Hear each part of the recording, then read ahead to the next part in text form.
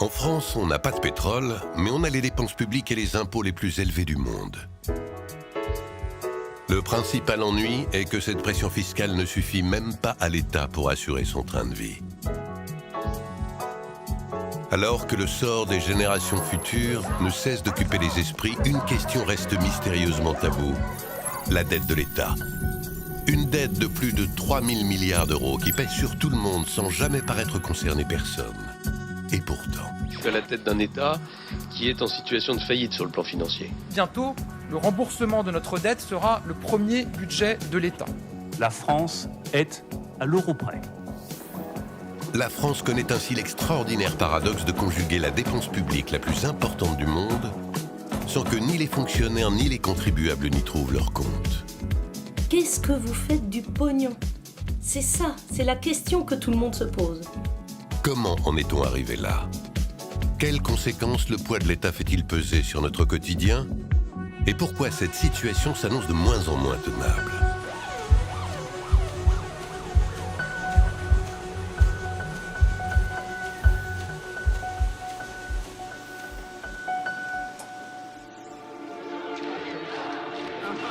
Lorsque Valéry Giscard d'Estaing arrive au pouvoir en mai 1974, la croissance est encore soutenue et la dette de l'État n'est évoquée par personne.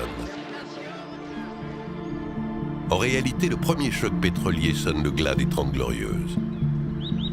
Et depuis 1974, aucun budget de l'État n'a été à l'équilibre. Qu'est-ce qu'il suffisait de faire d'après les théoriciens qui l'accompagnaient?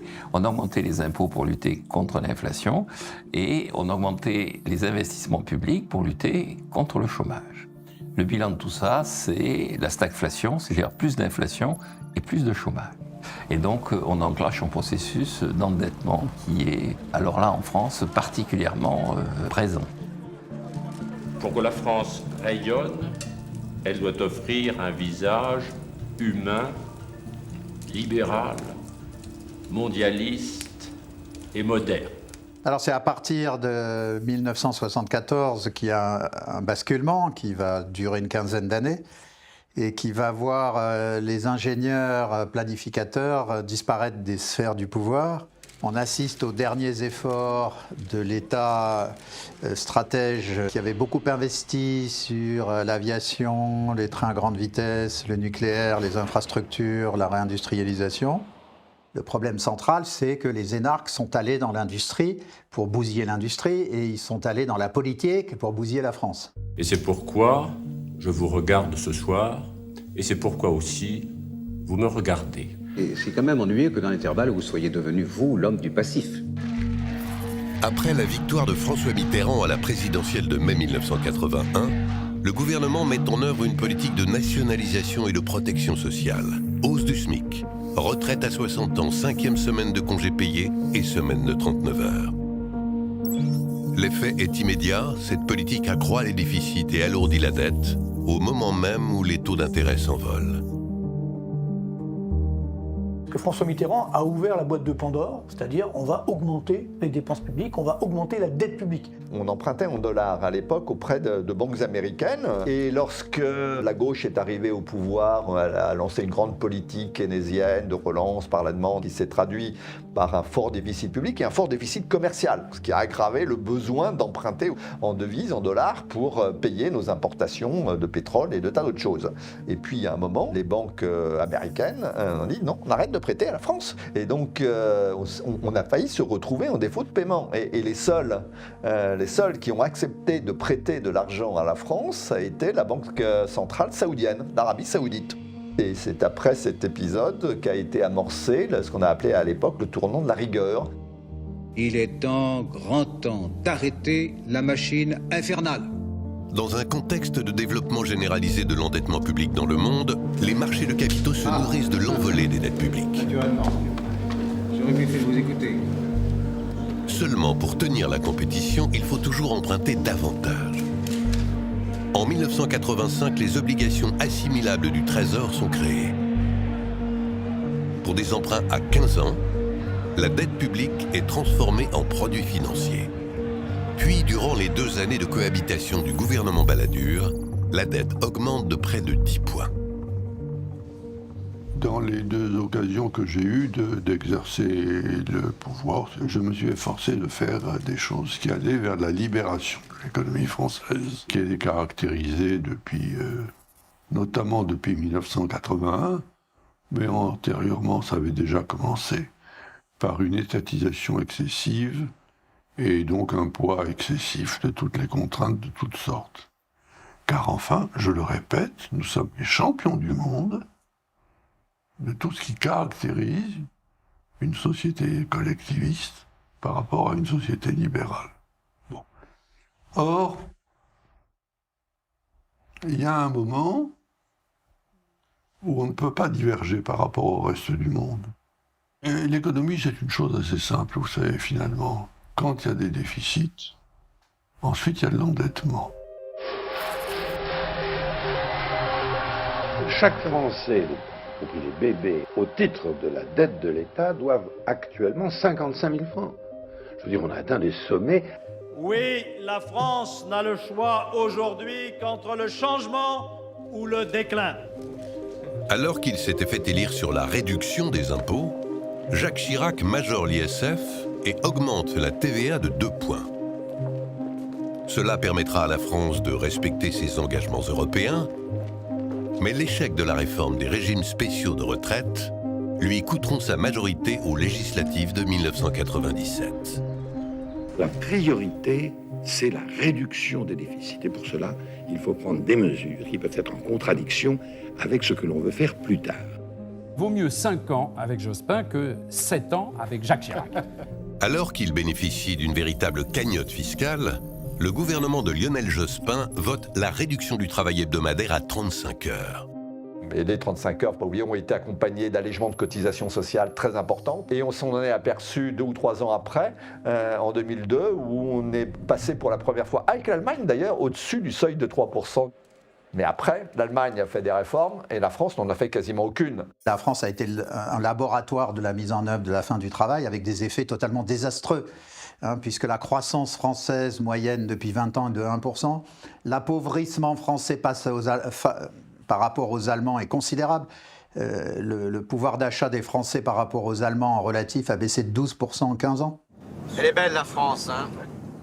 En 2002-2003, Jean-Pierre Raffarin aurait dit à Jacques Chirac, écoutez, on va être condamné à Bruxelles, on commence juste l'euro, c'est plutôt quand même une mauvaise façon de lancer cette aventure en ayant des déficits aussi importants. Chirac lui dit, mais Bruxelles, ils vont pas nous envoyer des chars.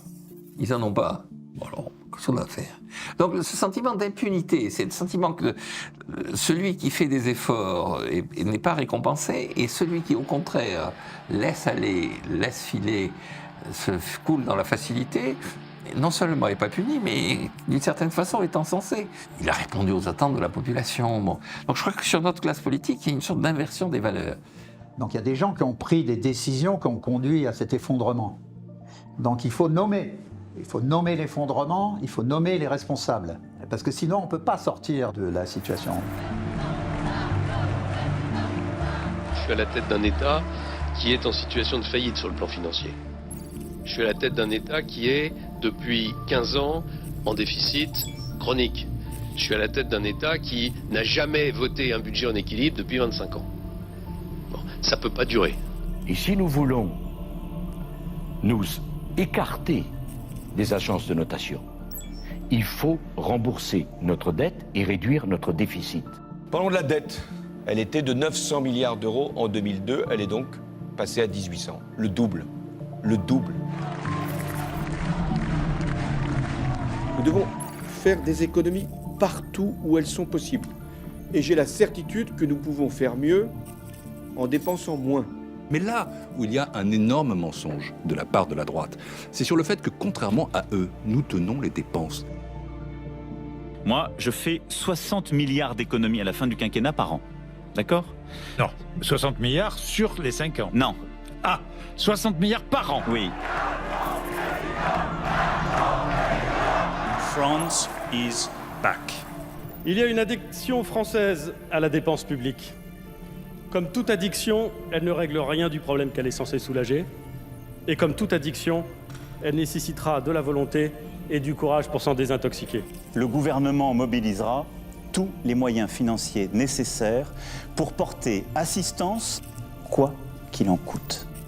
Nous n'avons aucune leçon à recevoir sur les questions d'équilibre des comptes publics et de préservation de l'avenir. Je veux le dire avec force, la France est à l'euro près. Avec une dette publique représentant plus de 44 000 € par habitant, la France est enquistée dans une équation infernale. Ce doux pays aux prélèvements obligatoires les plus importants du monde réussit à mécontenter aussi bien ses fonctionnaires que ses usagers. La France cultive les paradoxes sans paraître trop s'en soucier. Personne ne paiera jamais cette dette. Il est donc temps... Ah, on ne la remboursera pas. Elle ne sera jamais remboursée, elle ne l'est pas. Actuellement, elle est perpétuelle, c'est-à-dire qu'à chaque fois qu'un titre de dette arrive au bout, eh ben, on réemprunte pour la suite. Donc il n'y a pas de limite en fait. Chaque année, le débat est davantage éclipsé. Pourtant, à l'horizon, les menaces se multiplient. Entre l'inflation, la hausse des taux d'intérêt, les pressions des institutions internationales et des banques centrales, la France est plus que jamais dans le viseur de ses créanciers et pourrait bien avoir à payer en même temps toutes ces additions. Nous allons tâcher de comprendre pourquoi la situation des finances publiques ne cesse d'empirer et à quel risque bien réel les Français se trouvent exposés.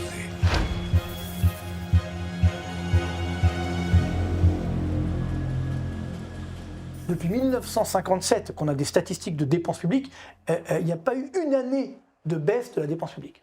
C'est incroyable. Hein. Alors, quand on vous dit qu'il y a des baisses, en fait, ce n'est pas des baisses, c'est des moindres hausses. Le besoin de services publics, il est illimité. On aura toujours besoin de services de santé meilleurs, d'un meilleur environnement, de plus de sécurité. En fait, ça ne s'arrêtera jamais. Et il faut être conscient que ces services, ils sont financés par des impôts que l'on paye aussi, mais on ne fait pas le lien entre les deux. Vous ne comprenez rien à notre fiscalité ? Rassurez-vous, tout cela est bien voulu, pensé et organisé. L'objectif est de vous faire payer toujours plus et toujours plus discrètement. Le meilleur prélèvement étant bien entendu celui qui ne se voit pas et dont on ne parle jamais, mais qui rapporte gros à l'État. Dans la liste des recettes de l'État, il y a les principaux prélèvements que nous connaissons tous, comme la TVA, l'impôt sur le revenu ou la taxe foncière. Mais il y a aussi tous ceux dont nous ne soupçonnons même pas l'existence. Et pour cause, ils sont bien dissimulés. Si bien d'ailleurs que nous n'en entendons jamais parler. De l'achat d'un plein d'essence à celui d'un réfrigérateur, en passant par le dentifrice, le vin, le sucre, l'électricité, le logement ou les cigarettes, chaque élément de notre vie quotidienne est rythmé par les taxes. Pendant notre vie et même après, puisque l'enterrement sera pour votre commune l'occasion de renflouer ses caisses, l'inhumation, la crémation et le convoi funéraire font ainsi par exemple l'objet de 3 prélèvements différents. Mais peut-on seulement savoir pourquoi on paie ? Plus c'est gros et mieux ça passe. On paie des impôts finalement tout au long de la vie. Sur ce qu'on gagne évidemment, sur ce qu'on consomme, sur ce qu'on possède, sur ce qu'on vend. Et il ne faut pas oublier que la première ressource de l'État, c'est justement la TVA. Donc en fait, tous les Français sont contribuables. Et c'est un peu comme si les dirigeants avaient appliqué au pied de la lettre la fameuse recommandation du ministre de Louis XIV Colbert, qui disait que la collecte de l'impôt consiste à plumer loi sans qu'elle crie.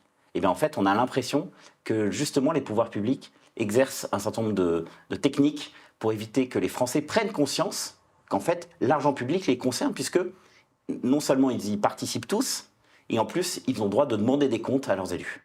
Ce qui est très compliqué aujourd'hui, c'est qu'on est incapable de recenser le nombre de prélèvements obligatoires.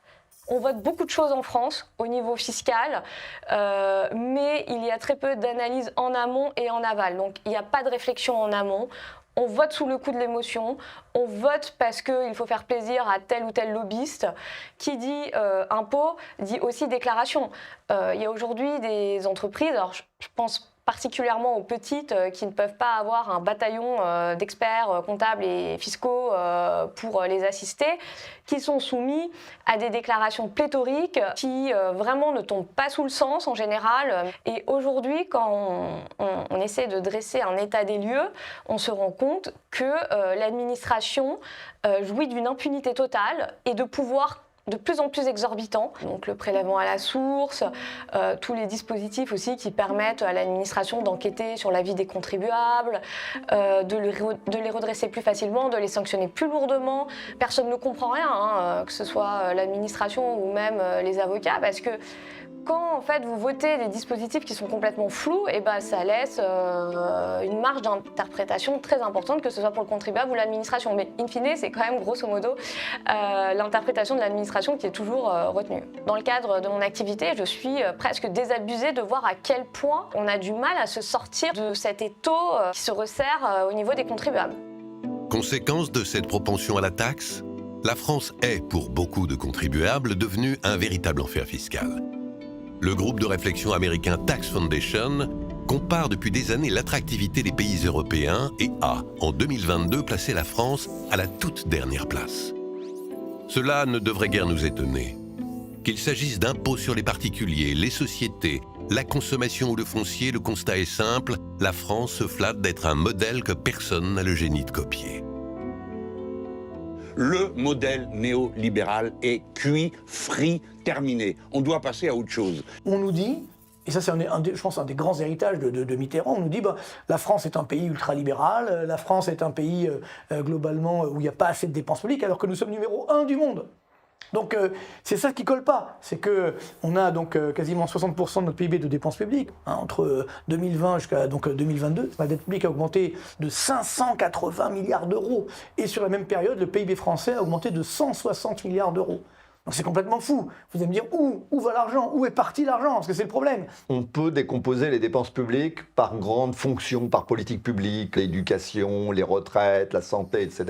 Quand on fait ça, on s'aperçoit qu'on dépense un peu plus partout. Hein, en fait, ça serait facile, je dirais, s'il y avait un seul poste sur lequel on pourrait dire tout vient de là. Bon, il faudrait s'attaquer à cette dépense-là.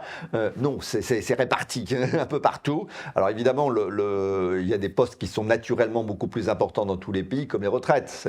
Partout, c'est la principale dépense. Donc forcément, là, l'écart est plus important sur les retraites, de manière assez mécanique. Mais même sur des petits postes relativement de dépenses par rapport aux autres, on dépense plus. Et ça s'est traduit en effet par cette augmentation du nombre d'agents publics. Composés des fonctions publiques d'État, territoriales et hospitalières, les effectifs de la fonction publique représentent plus de 5 millions d'agents, soit environ un emploi sur 5.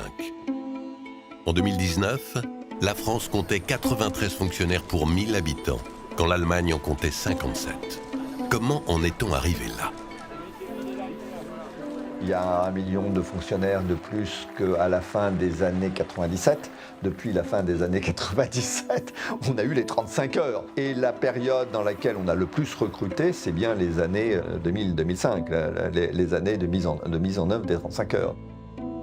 Très souvent, les élus locaux sont extrêmement faibles en face de leurs employés. Par exemple, Marseille est totalement sous la coupe du personnel qui s'occupe du ramassage des ordures. Pourquoi ? Parce que la puissance d'un groupe de salariés va être proportionnelle à sa capacité de nuisance. Sa capacité de nuisance, quand vous ramassez les poubelles ou plutôt quand vous ne les ramassez pas, elle est absolument énorme. Donc vous êtes obligé d'accepter les conditions. Et les conditions, c'est assez humain, vous voulez en faire le moins possible pour le plus de salaire possible. Vous n'avez pas beaucoup de capacité à imposer les choses. Donc on arrive à ces situations ubuesques où on n'arrive même pas à faire respecter les 35 heures. D'ailleurs, c'était une blague qui circulait à Bercy au moment du passage aux 35 heures. Les 35 heures, on va y passer aussi dans l'administration, mais on va y aller par paliers. D'abord 32, puis 33.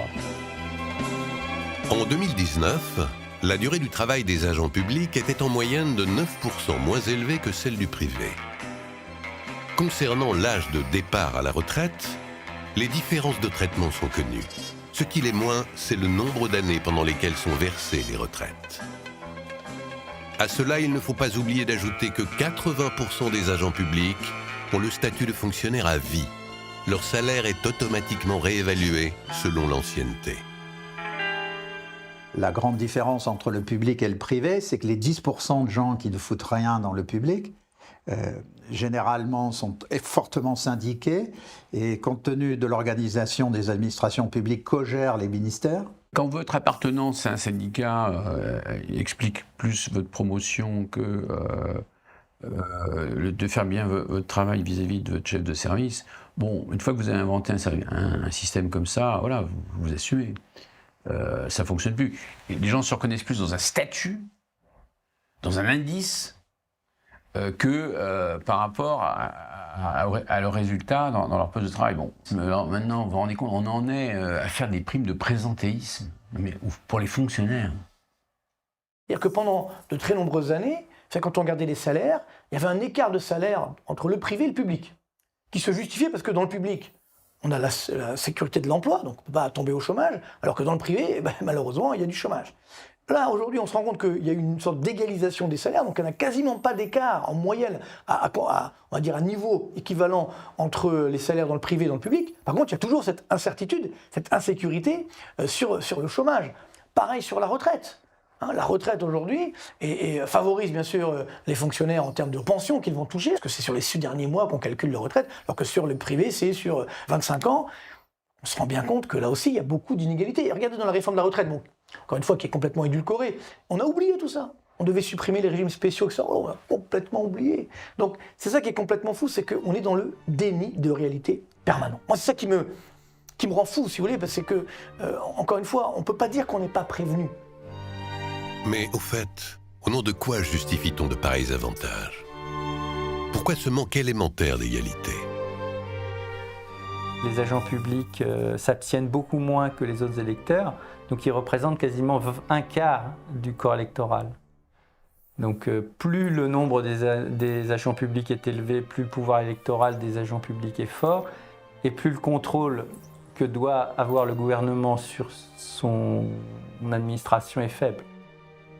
Si on ajoute à ça le fait que de nombreux de nos agents publics sont des élus, donc il y a une surreprésentation des agents publics dans le Parlement, mais c'est vrai en France, c'est vrai en Allemagne, c'est vrai dans beaucoup de pays, sauf dans les pays qui obligent les fonctionnaires qui souhaitent entrer en politique de démissionner.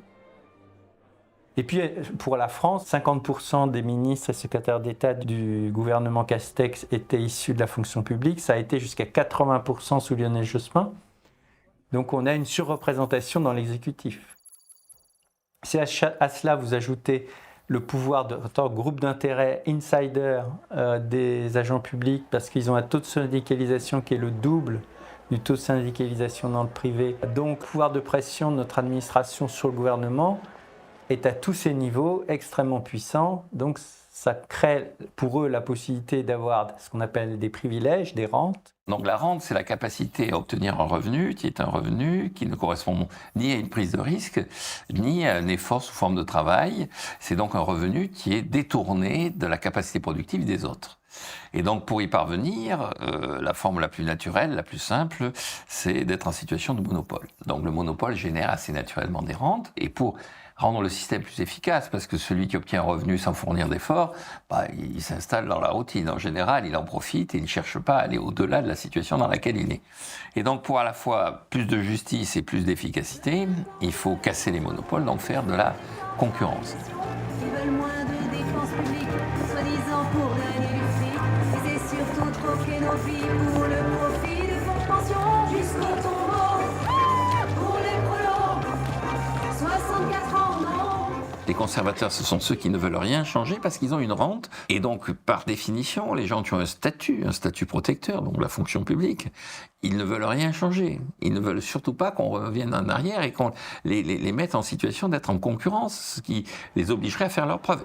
Et les syndicats font partie des conservateurs, c'est-à-dire que eux, il n'est pas question de remettre en cause les droits acquis, de remettre en cause justement tout ce qui permet à quelqu'un d'éviter d'être évalué. Les syndicats à l'heure actuelle, eux, ils sont moins défenseurs des rentiers que rentiers eux-mêmes. Les leaders syndicaux représentant de moins en moins la population, étant de moins en moins pris au sérieux, transgressent l'esprit de la grève, c'est-à-dire ils passent de la grève au nom du peuple, pour le peuple, contre le patron, à une grève pour une minorité au nom d'avantages acquis, contre la nation. La France compte la plus importante concentration d'élus de la planète. Avec ses 577 députés, ses 348 sénateurs, 2040 conseillers régionaux, 4042 conseillers généraux, 34 945 maires, 519 417 conseillers municipaux et les 38 000 élus intercommunaux, notre pays totalise 618 384 élus, soit un mandat pour 104 habitants. Record mondial. Les collectivités locales, c'est comme le reste, quoi. C'est trop compliqué. L'administration française comporte plusieurs couches, qu'on appelle le millefeuille, tellement il y en a. Il y a les communes, il y a le groupement de communes, qui est un truc un peu plus mystérieux. Au-dessus du groupement de communes, il y a le département, puis il y a la région, donc ça fait déjà 4 couches. Mais on a ajouté à ça les métropoles, parce qu'autour de Lyon, des grandes villes françaises, donc il y a la métropole qui remplace plus ou moins le département, mais pas complètement, puisque le département subsiste. Donc c'est en ce sens que ça ne cesse de se compliquer. Même quand on veut rationaliser, il y a eu une réforme des régions sous le mandat de François Hollande. Objectif, simplifier, économiser. Raté. Ça n'a rien économisé du tout.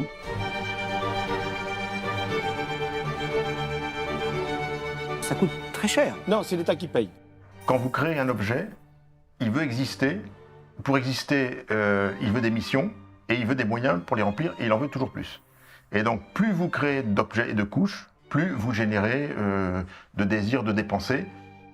Ça a été particulièrement flagrant pour les groupements de communes qui étaient faits au départ pour rassembler des centres de dépenses et acheter mieux, plus économique, etc. Et qui en fait a amené à une explosion des dépenses parce que finalement les communes n'ont pas souhaité transférer les personnels correspondant aux fonctions vers le groupement de communes. Donc le groupement de communes a embauché des gens pour faire les choses en interface avec les gens sur les mêmes fonctions dans les villes.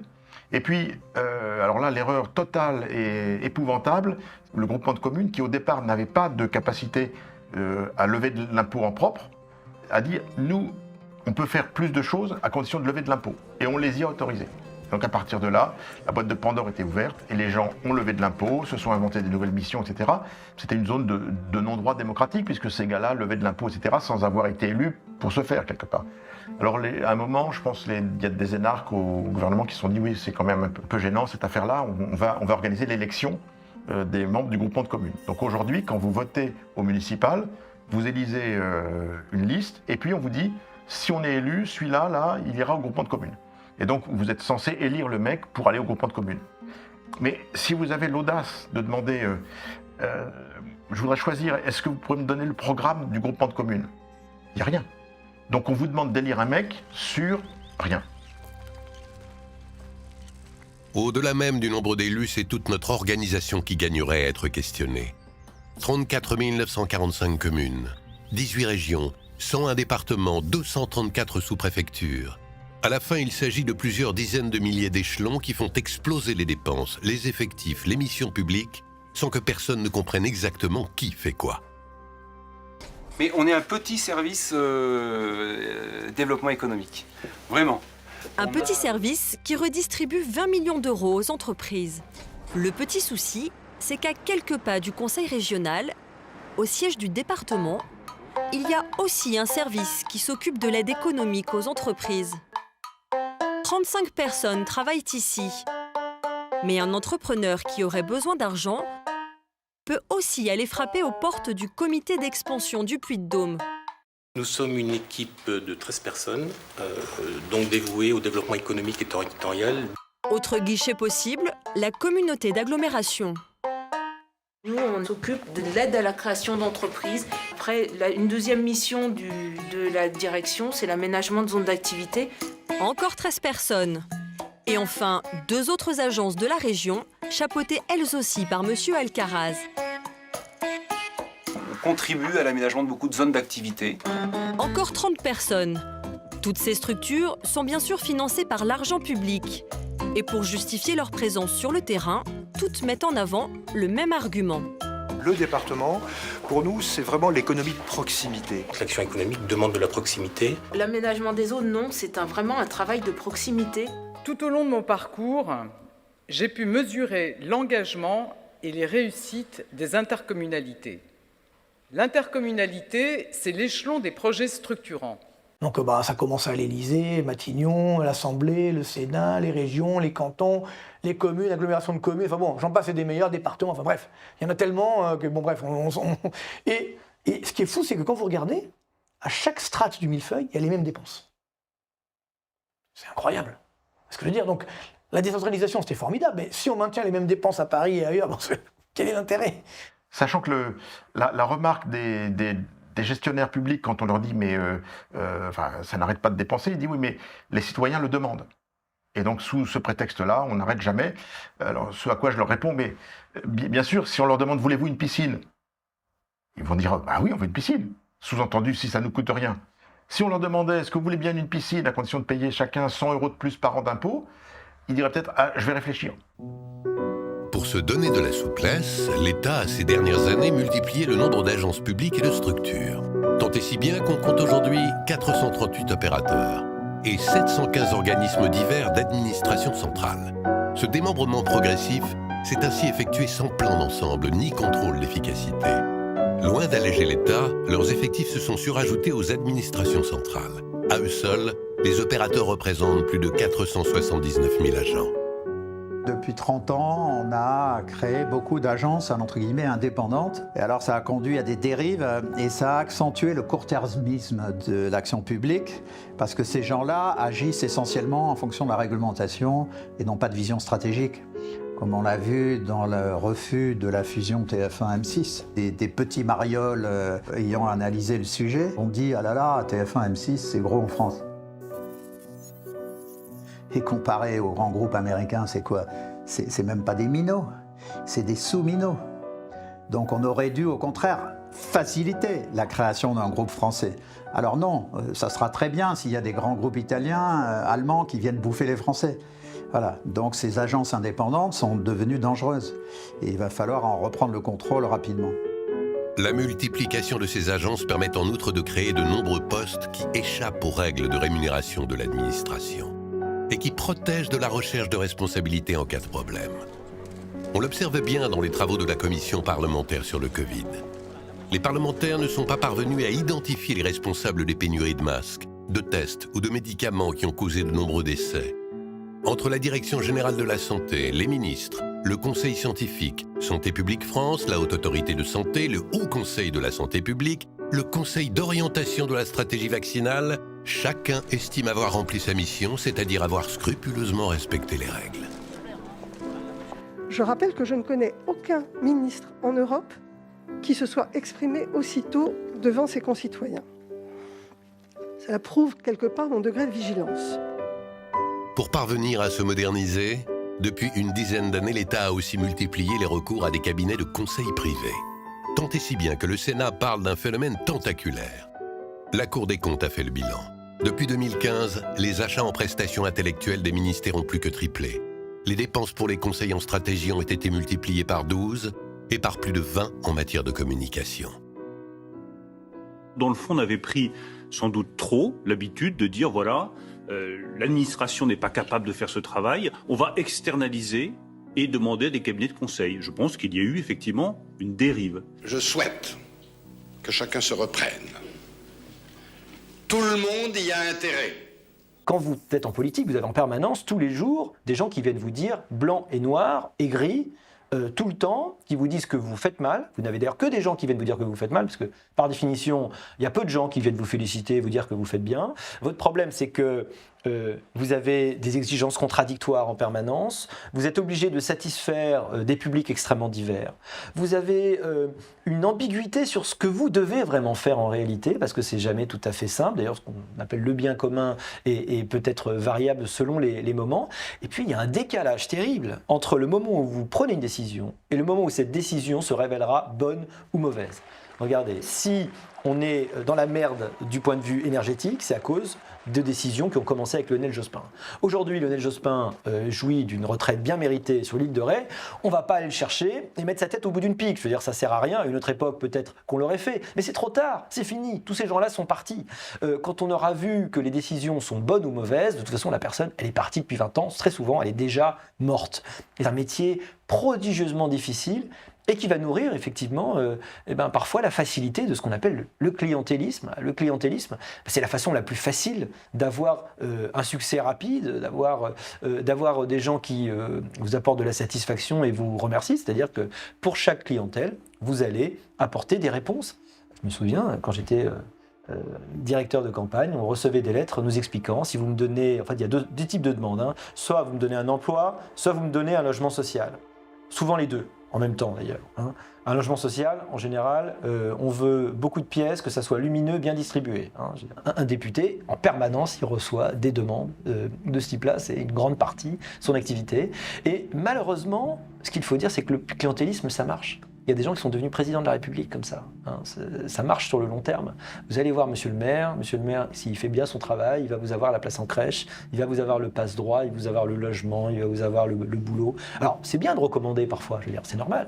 Mais parfois, ça devient aussi la façon dont le système fonctionne. Évidemment qu'il y a des gens qu'on a aidés, mais moi, je m'honore d'avoir aidé tout le monde, tous ceux qui me l'ont demandé. On a eu une explosion de la dépense publique locale depuis 40 ans, depuis la création du statut de la fonction publique locale. Et là, il faudrait remettre de l'ordre aussi, parce qu'on parle beaucoup effectivement des grands élus, des ministres, des sénateurs ou des députés, mais il faudrait regarder de très près ce qui se passe aussi dans certaines baronnies locales, parce que... Voilà, il y a toutes sortes de tickets d'entrée ou de participation à les conseils d'administration, les syndicats mixtes, etc., où les collusions et l'argent public tournent pas mal pour certains élus. Le chemin qui est le nôtre, celui de ma majorité, celui de l'honnêteté, celui de la probité. Il n'y a pas de hausse d'impôts et il n'y en aura pas. Moi, je tiens toujours ma parole. L'étude de la gestion de la ville de Paris est un cas d'école. Depuis 2014, la dette a plus que doublé, tandis que les impôts explosent. Je ne gouvernerai pas en me contentant d'ajouter de la dette à la dette. En 2001, quand les socialistes ont pris la mairie, il y avait 1 milliard de dettes. Et là, plus récemment, Madame Hidalgo a doublé la dette en 8 ans. En 2001, il y avait 40 000 fonctionnaires, il y en a maintenant 55 000. Je ne pense pas que Paris était très mal géré pendant la période qui a précédé. Et donc, si on fait le rapport par habitant, ça fait un fonctionnaire pour 39 habitants à Paris. À Rome, 1 pour 95, à Londres, 1 pour 107. Voilà, c'était des fois plus parlant que des dizaines de milliers dont on ne se rend pas compte ce que ça reprend. Encore que 55 000, c'est une ville, hein. Donc voilà, pour des dépenses faramineuses, rien que pour elle, cette chère Madame le maire, elle a 236 personnes à son cabinet et 416, je crois, à son service de communication. Il y a entre 250 000 et 300 millions de subventions aux associations, dont certaines, on se demande si elles ont une existence réelle, il n'y a jamais de contrôle.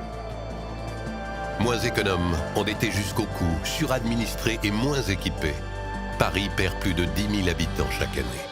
Je suis quand même une vraie écolo, je suis une vraie femme d'action. Regardez ce que j'ai fait à Paris, imaginez ce que pourrait être le pays. Hein. Je crois que le message est passé. Merci Madame Hidalgo.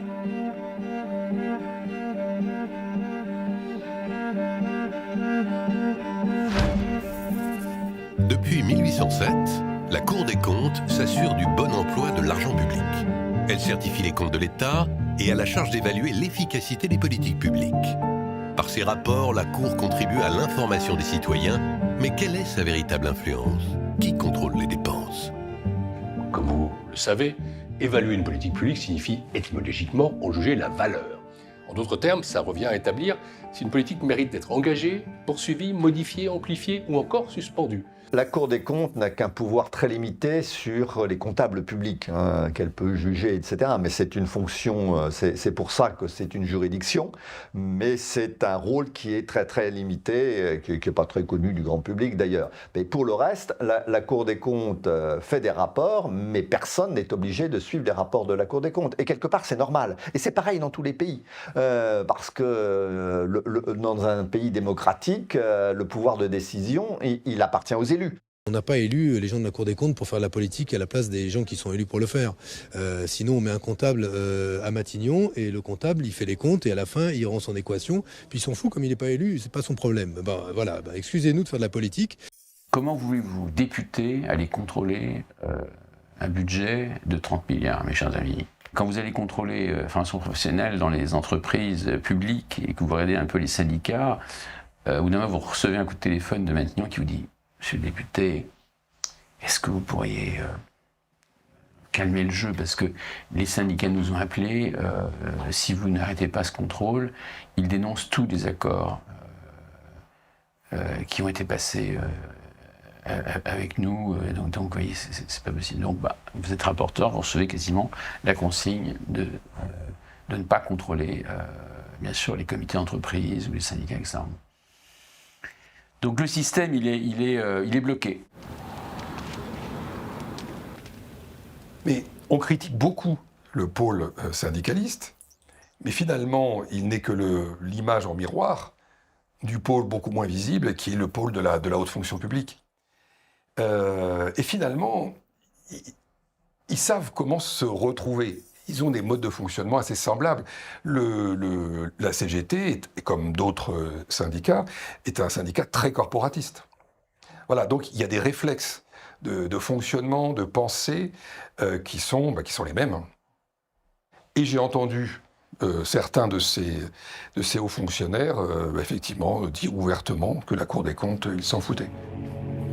Par exemple, dans le fonctionnement des grands ports français, le corps des ponts occupe tous les postes importants du cabinet ministériel, des fois même le ministre, donc de ce niveau-là jusqu'aux directeurs généraux des établissements publics, avec une présence dans tous les postes intermédiaires de l'administration et aussi dans un organe qui est un organe de contrôle, un organe d'experts, qui lui est rattaché directement au ministre. C'est-à-dire qu'ils sont dans l'organe de contrôle et ils sont dans toute la ligne hiérarchique et puis para-hiérarchique de tout ce qui fait fonctionner le port à haut niveau. Donc là, on comprend bien que, et ça explique la désinvolture avec laquelle je les ai vus couramment pendant des années, ces gens ne risquent vraiment rien.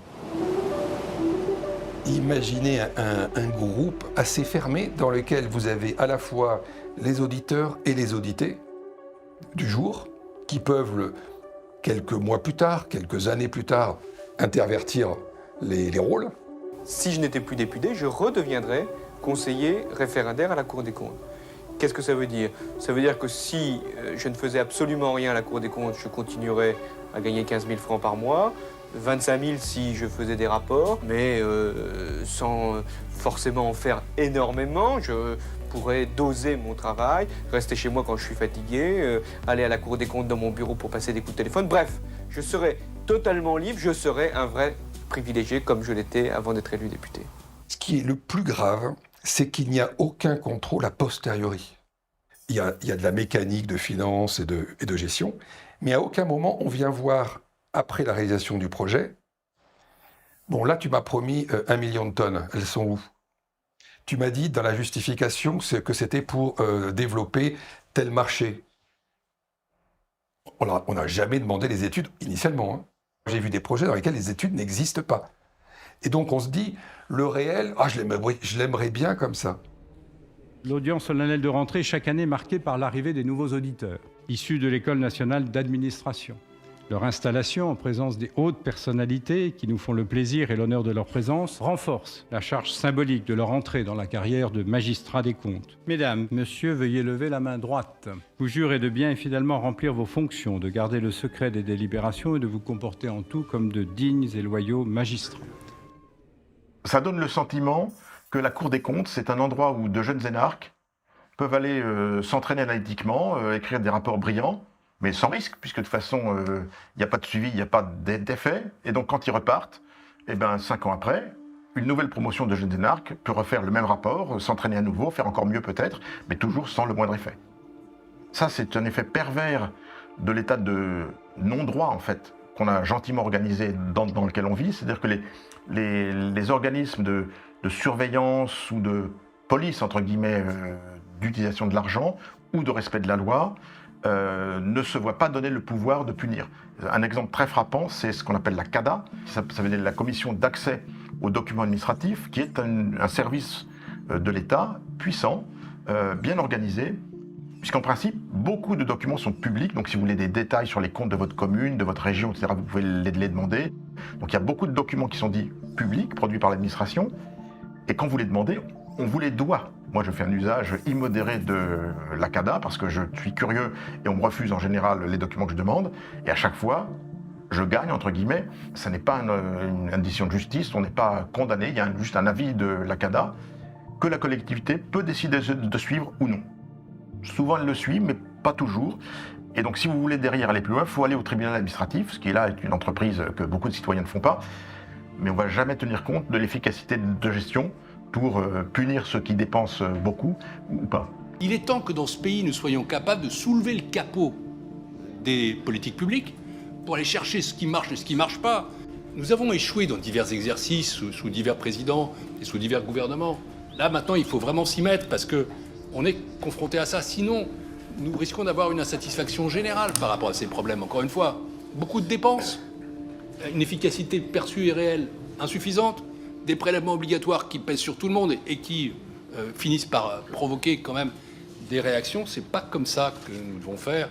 Cette activité de contrôle de la Cour des comptes est assez bien menée. En revanche, effectivement, toute l'activité de conseil est une activité qui est totalement vaine. C'est-à-dire, le président de la Cour des comptes, à l'occasion de ses vœux, a dit qu'il était préoccupé. Mais tout le monde s'en fout. Dans une vraie démocratie, les gens qui votent le budget sont ceux qui sont les représentants des contribuables et qui devraient faire en sorte que les dépenses soient tenues, que les budgets soient sincères, parce qu'il y a cette notion d'insincérité qui a été introduite notamment par le Conseil constitutionnel, et de faire en sorte que on en est pour son argent, c'est-à-dire que les dépenses non seulement sont tenues, mais qu'elles sont orientées dans les secteurs où on a besoin de dépenses publiques. Or, les parlementaires ne font jamais ça. Un député, ça a été conçu au départ dans les grandes réformes du XIIIe siècle au Royaume-Uni, enfin en Angleterre à l'époque, chez les Plantagenets, c'était là pour contrôler ce que fait le roi de l'argent des contribuables. Donc en gros, par exemple, en 2021, l'État a dépensé 10,5 milliards en aide publique pour les associations. Juste l'État, hein, hors collectivité locale, etc., etc. Donc c'est quand même un gros budget. Mais le problème, je viens de le dire, 2021. Pourquoi ? Parce que ce document qui répertorie les subventions des associations en 2021, c'est celui du projet de loi de finances de 2023. C'est-à-dire qu'on demande aux députés de contrôler ces dépenses qui ont déjà été engagées, ces subventions à des associations, 2 ans après. 2 ans après. Et tout est à peu près comme ça. Sur les agences de l'État, c'est pareil. Vous avez un jeune budgétaire consacré aux opérateurs de l'État. Nous, on a regardé un petit peu près avec certains parlementaires. Le problème, c'est que les données sont extrêmement lacunaires. Vous avez effectivement des évaluations qui sont faites. L'État présente telle dépense, les recettes. Mais si on regarde vraiment dans la mécanique, vous comprenez qu'il y a beaucoup de choses qui manquent. Le parlementaire, le député, il va recevoir des documents budgétaires qui ont été faits par l'administration, par l'État. Et les vérifications des informations de l'État, c'est l'État lui-même qui les fait. Les parlementaires n'ont pas le moyen de démonter la mécanique et de voir réellement ce que dit l'État est vrai, ce qui est telle dépense qu'engage l'État est justifiée, parce qu'ils n'ont pas le temps, ils n'ont pas les moyens humains de faire ce travail de contrôle. On peut gloser et dire il y a trop d'élus, il y a trop de députés, c'est vrai. Moi, je serais même assez partisan, effectivement, d'une forme de réduction, peut-être, du nombre de députés. Mais le Parlement doit être doté de moyens supplémentaires pour, justement, opérer cette mission de contrôle qui existe, par exemple, au Parlement britannique. Il y a ce qu'ils appellent, chez les Britanniques, le National Audit Office. En gros, c'est une super Cour des comptes, pilotée par des parlementaires, qui a le droit de sanction. Aujourd'hui, la Cour des comptes a fait des super rapports, mais qui ne sont très peu suivis des faits. Pour 2017, nous disons qu'il y a des éléments d'insincérité. Comment appelez-vous des sous-budgétisations récurrentes et connues ? Trouvez-moi d'autres mots. L'évaluation des politiques publiques n'est pas faite dans ce pays au niveau auquel on devrait l'être.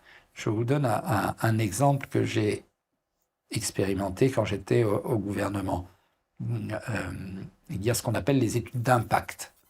Mais ces études d'impact qui évaluent potentiellement les conséquences en termes économiques pour notamment les PME des lois votées, ces études d'impact sont faites par l'administration elle-même. C'est-à-dire qu'il n'y a pas d'indépendance entre les projets de loi de l'administration qui sont proposés au gouvernement et que celui-ci fait ou ne fait pas, et les fonctionnaires qui vont mesurer l'impact de ces lois. Autrement dit, on laisse aux fonctionnaires le soin de mesurer de l'impact des lois qu'ils vont produire. Demander à l'État de réformer l'État, c'est demander à la dinde de préparer Noël.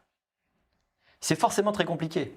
vous allez forcément devoir prendre des décisions qui ne sont pas dans votre avantage immédiat, parce que votre avantage immédiat en tant que responsable, c'est d'avoir le plus de gens sous vos ordres, c'est d'avoir le budget le plus grand, et c'est humain, ce n'est pas des gens méchants, c'est normal, c'est tout à fait humain, vous allez avoir plus d'importance possible, plus de prestige possible, et donc on va jamais, on a quand même beaucoup de mal à évaluer les gens sur, par exemple, la baisse des crédits qui leur sont alloués. Alors que si on veut réformer l'État, à un moment donné, il va bien falloir baisser les crédits quelque part. Donc il faudrait pouvoir récompenser quelqu'un parce qu'il a réussi à baisser ses crédits. Et puis c'est vrai que c'est difficile à évaluer l'efficacité d'une administration, c'est très compliqué. Et comme vous n'avez pas beaucoup de key performance indicator, n'est-ce pas, d'indicateur de performance, que vous avez peut-être un peu plus facilement en entreprise.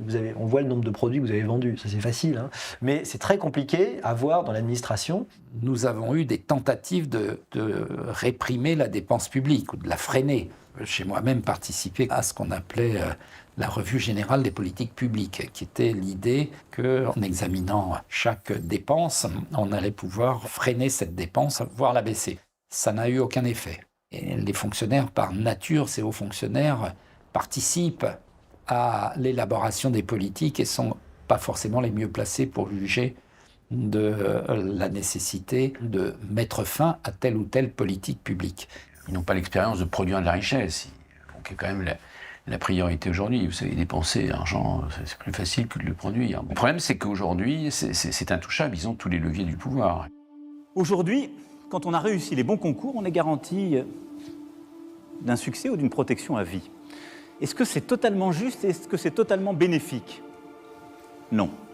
Je souhaite que nous mettions fin au grand corps. Ce que j'appelle la caste, ce sont tous ces hauts fonctionnaires qui occupent les plus hauts postes de l'administration française et qui sont issus de très principalement les trois plus prestigieux corps d'État, que sont l'ENA, le corps des mines et le corps des ponts. Tous les membres du groupe bénéficient de privilèges exorbitants. Et pour moi, le privilège le plus exorbitant qui soit dans le monde actuel, c'est l'impunité. Eux savaient que quoi qu'il arrive, de toute façon, ils allaient progresser dans la carrière. Quoi qu'il arrive, que la décision soit bonne, soit pas bonne, ils n'en paieraient pas le prix. En servant le corps au mieux, ils recevront en retour une protection d'autant plus efficace, à la fois une protection et à la fois, une garantie d'être dans la lumière si un poste à haut niveau se débloquait. Il y a une organisation qui est très fermée, qui a pour principal enjeu non pas l'intérêt collectif, mais l'intérêt du groupe. Ce sont des gens qui peuvent à la fois mener une carrière politique et être hauts fonctionnaires. Alors ils peuvent se détacher pendant un certain temps. Et là encore, c'est merveilleux dans ce monde. On ne perd jamais, on ne peut que gagner, puisque le mandat politique s'arrête, je reviens dans mon poste de haute fonction publique. On l'a vu récemment avec certains ministres qui ont récupéré des postes extrêmement prestigieux parce qu'ils avaient rendu des services au gouvernement. À partir du moment où vous mettez dans le cœur du pouvoir exécutif de l'État des gens qui pensent tous la même chose parce qu'ils ont eu la même formation, forcément, le pays n'avance plus. C'est la situation où nous sommes aujourd'hui, avec une confiscation du pouvoir par des gens qui ont tous la même intelligence. D'ailleurs, pour moi, la France n'est plus une démocratie, c'est une monarchie technocratique. C'est-à-dire un pouvoir confisqué par les technocrates. Et donc la bureaucratisation va avec la technocratie, donc un kratos à la technique, et ça ronge notre démocratie parce qu'elle n'est plus une démocratie. Elle est une bureaucratie à tendance technocratique. Merci à vous. Un de nos grands drames aujourd'hui, c'est qu'on n'a plus de politique en réalité. On n'a plus de politique ayant suffisamment de colonne vertébrale. On en aurait besoin de politique ayant cette colonne vertébrale pour faire pièce à une administration qui, la plupart du temps, finit par être livrée elle-même. L'administration, elle a ses propres agendas, elle a son prestige personnel, son pouvoir personnel, sa propre vision des choses aussi, de ce qui est souhaitable, et sa propre compréhension des mécanismes économiques, malheureusement parfois imparfaite. Que ce soit sur sa gestion des transports, de l'industrie, des services ou de l'énergie, l'État a, ces dernières décennies, surtout brillé par sa mauvaise gestion. Le cas des ports est à ce titre significatif. Alors que la France possède le deuxième domaine maritime mondial et plus de 17 000 km de côte, on ne compte aucun port français dans le top 10 européen. commerce mondial sur la planète est représenté à 90% par le commerce maritime. Eh bien, dans le contexte mondial entre 2000 et 2019, l'activité maritime s'est accrue de 100%. À côté de ça, les ports français ont une progression de 0,25%. J'ai tendance à dire que ces gens-là ont été au pouvoir pendant ces 20 ans. Et que parmi ces gens-là, c'est toujours les mêmes. Alors j'ai tendance à dire qu'ils ont forcément une part de responsabilité. Forcément. Et aujourd'hui surtout, c'est qu'on n'a pas l'impression que ça change. Ce sont toujours les mêmes. J'ai découvert en 2012 que 6 personnes, exactement de la même promo, copains d'école, occupaient 6 des grands ports d'État. Il y a une impunité professionnelle, on se connaît, on est même amis, on part en vacances ensemble. Donc il y a l'entre-soi, enfin on peut pas faire plus fort comme entre-soi. Dans ce contexte, on a un affaiblissement général du pays qui a été accentué par le fait que l'erreur d'appréciation des années 90 sur l'entrée supposée dans un monde post-industriel, cette erreur, elle est capitale, centrale, décisive. Parce que, alors qu'on pensait qu'on entrait dans un monde post-industriel, on entrait en réalité dans un monde hyper-industriel qui est dominé par la révolution informatique. Aujourd'hui, la banque, l'assurance, les services informatiques font partie de l'industrie, la logistique fait partie de l'industrie, la télévision, tout ce qui est numérisé fait partie de l'industrie. Donc il faut revoir, réimaginer totalement les systèmes économiques en fonction de ce nouveau paradigme. Alors qu'environ 70% des échanges internationaux concernent le secteur industriel, la France se trouve être le 2e pays le plus désindustrialisé de la zone euro. En réalité, la France n'a pas eu de politique industrielle depuis 30 ou 40 ans. Et donc notre industrie, elle a disparu, divisée par 2, de 20 à 10% de notre richesse nationale en l'espace de quelques décennies. C'est un vrai scandale politique et un vrai scandale économique. Comme nous produisons moins que d'autres pays, nous gagnons moins et nous importons davantage. Notre balance commerciale est à ce titre éloquente. Avec 164 milliards d'euros de déficit en 2022, nous avons même dépassé notre record historique. En 20 ans, la part de la France dans les exportations mondiales a été divisée par 2. Le souci est que cette désindustrialisation a été mécaniquement causée par les impôts qui la frappent. Payés par toutes les entreprises, qu'elles soient bénéficiaires ou non, les impôts de production représentent 4,5% du PIB contre 1% en Allemagne.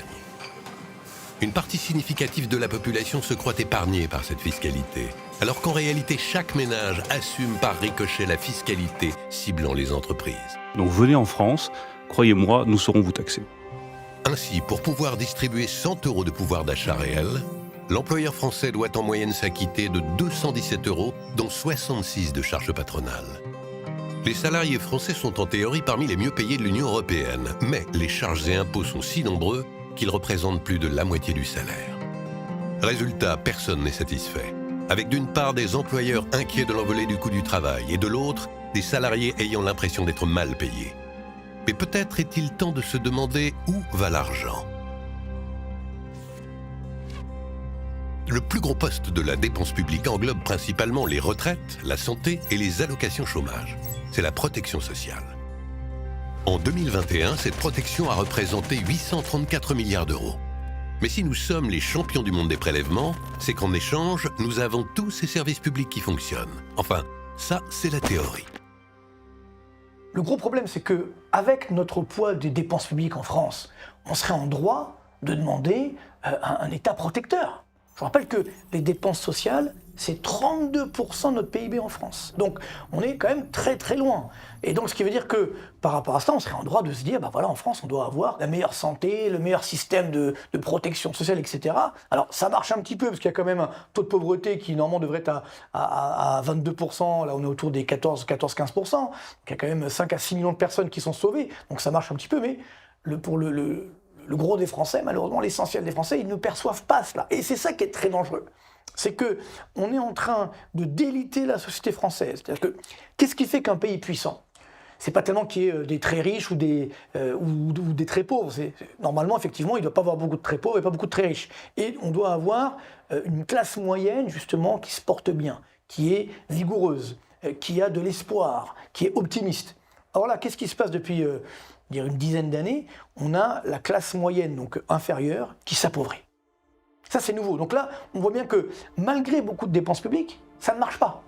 Donc ce n'est pas un problème de quantité de dépenses publiques, mais de qualité de la dépense publique. C'est-à-dire qu'il faut complètement repenser le fonctionnement de l'État. Quand on voit que les dépenses de fonctionnement, justement, augmentent de 10 à 15 milliards d'euros chaque année depuis 15 ans, et moi je le dis depuis 15 ans, si vous voulez.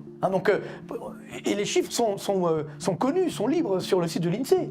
Et personne ne fait rien. On met un pognon de dingue dans des minima sociaux, les gens ils sont quand même pauvres. On n'en sort pas.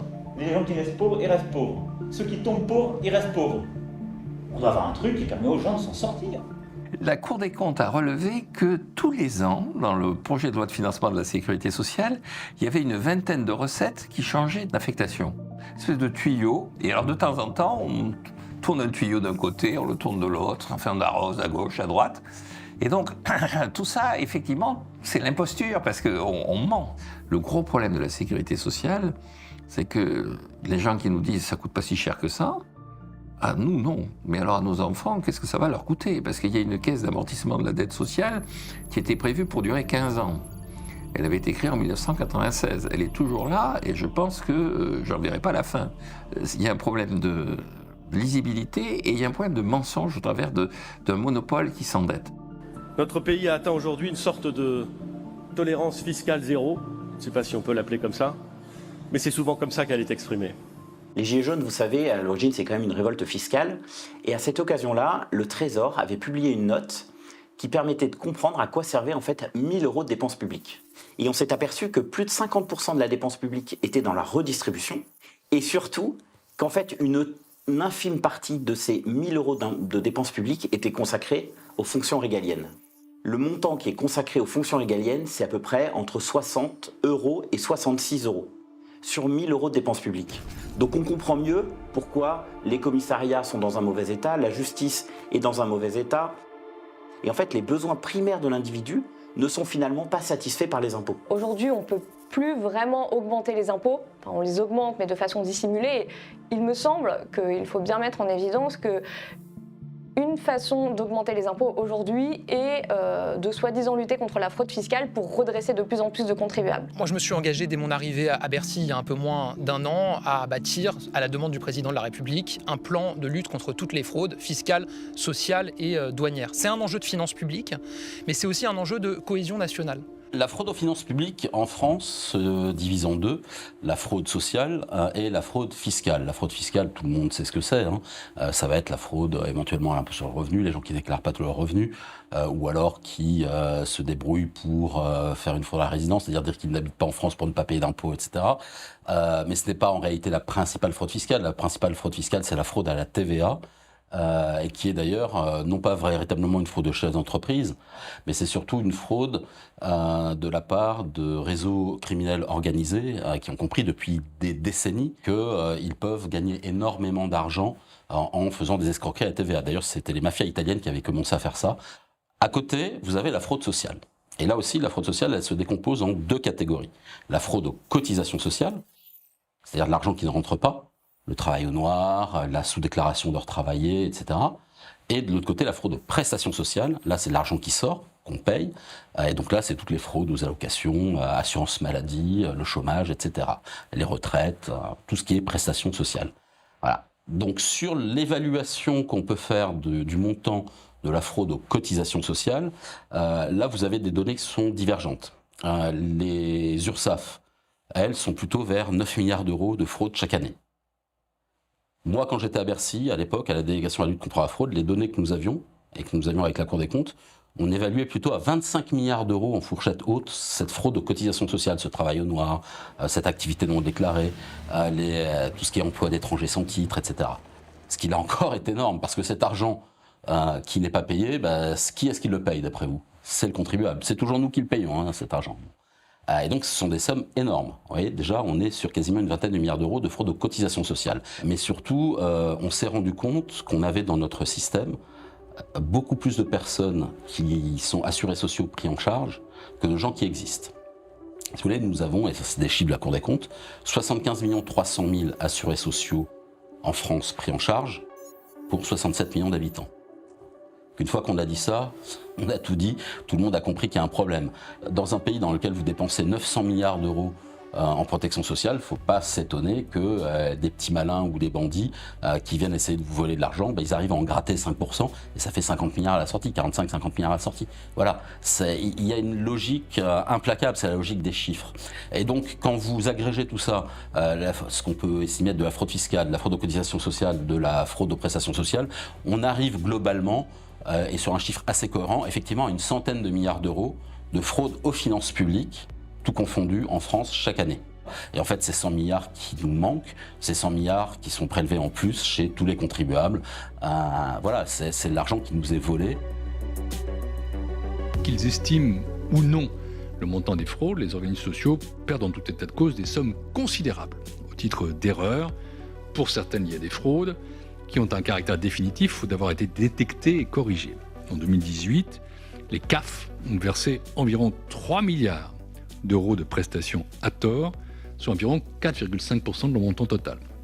Si les organismes sociaux subissent des pertes élevées au titre de fraude et d'autres irrégularités, c'est parce que les contrôles ne sont pas suffisamment nombreux.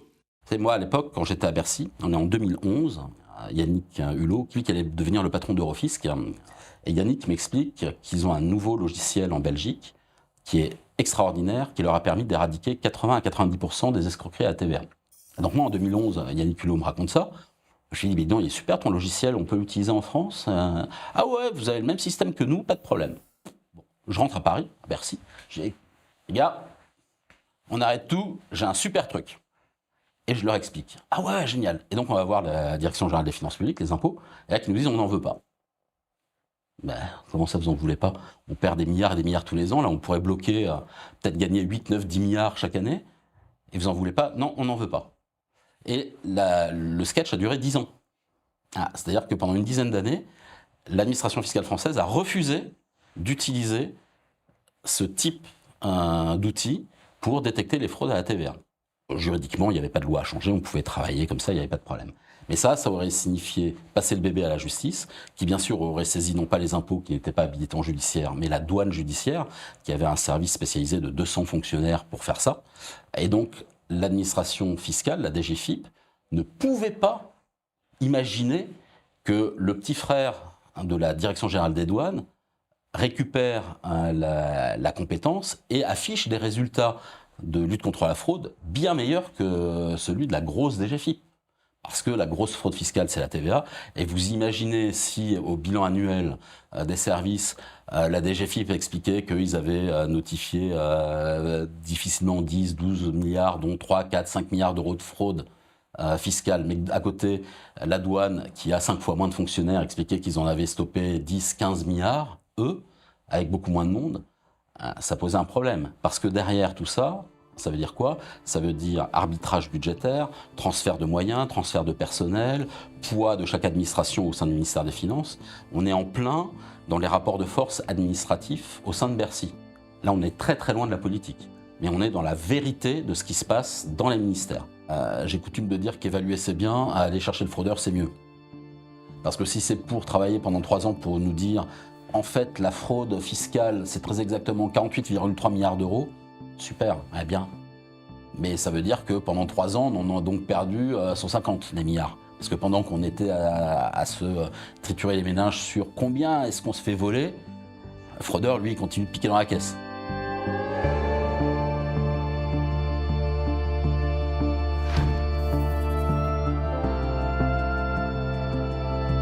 Qu'importe la réforme proposée, aucun avantage acquis ne semble pouvoir être remis en cause. Sur chaque question, la dépense publique est subie, reconduite sans souci d'efficacité. Et dans chaque secteur, la politique du pompier l'emporte sur celle de l'architecte. Je voulais vous passer un petit message. Hier, j'ai annoncé que les préservatifs à partir du 1er janvier prochain seraient gratuits. Je veux aussi que nous puissions couvrir 100% des dépenses liées aux lunettes, aux prothèses dentaires et aux prothèses auditives. Des consultations psychologues qui seront remboursées pour toute la population à partir de 3 ans. Nous devons intervenir plus tôt, plus vite, plus massivement. C'est la meilleure façon de lutter contre les inégalités. Sortez couverts, comme disent les grands auteurs. Plus l'État vous apporte des choses, plus on vous habitue à en dépendre. Plus on vous habitue à en dépendre, plus on vous dit mais tu peux demander à l'État. Et c'est vrai qu'il y a des situations dramatiques, mais ces situations dramatiques, elles ont été créées par des mauvaises décisions de l'État un petit peu avant et qui on demande de venir éteindre l'incendie. Malheureusement, il peut juste essayer de réduire un petit peu les flammes, mais extrêmement peu, et il le fait en augmentant notre dette en réalité, c'est-à-dire en nous faisant payer demain. Donc c'est un mécanisme dit que les économistes appellent le phénomène de pente glissante, c'est-à-dire qu'une décision en appelle une autre, et on se retrouve avec un niveau de pression fiscale qu'on ne peut pas toucher parce qu'il y a une très forte opposition, parce qu'elle est déjà très élevée, un endettement de plus en plus fort, on cherche à le financer, alors on laisse filer l'inflation avec une origine monétaire. Comme cela provoque une perte de pouvoir d'achat, on subventionne, ça réaugmente les dépenses, ça empêche de provoquer le mécanisme vertueux de baisse de la dette. Et donc c'est ce que les économistes appellent l'interaction. C'est-à-dire que sur un marché, on sait que tout interagit, tous les marchés sont en interaction, toute décision sur un marché a un effet sur les autres. Et si on n'a pas conscience que l'économie fait système, on n'a pas conscience de sa complexité et on croit toujours que le gouvernement est capable de gérer cette complexité alors qu'en fait il est incapable. Et l'État, pour résoudre les problèmes, soit il réglemente, soit il fait des dépenses publiques ou des baisses d'impôts, mais on lui demande de faire tout. Et, donc, et comme il ne peut pas tout faire, forcément on est insatisfait. L'État est censé théoriquement uniquement vous donner la liberté pour poursuivre votre bonheur. Aujourd'hui, l'État, il se fixe comme obligation de déterminer votre bonheur, d'en déterminer les conditions et de faire votre bonheur, y compris à votre corps défendant. C'est-à-dire vous expliquer les conditions de votre bonheur, vous expliquer ce qui doit vous rendre heureux. Et ça, c'est la vraie différence dans cet État-providence qui est devenu l'État nounou et qui devient l'État édredon. Il faut que plus rien ne bouge, tout doit être ouaté, plus aucun événement ne doit vous toucher, il n'y a plus rien qui doit changer parce que c'est supposément la vie idéale. Alors pourquoi il fait ça l'État ? Parce qu'il cherche à être utile, parce que les décideurs, parce que les fonctionnaires, les élus cherchent à justifier leur existence. On en revient toujours là.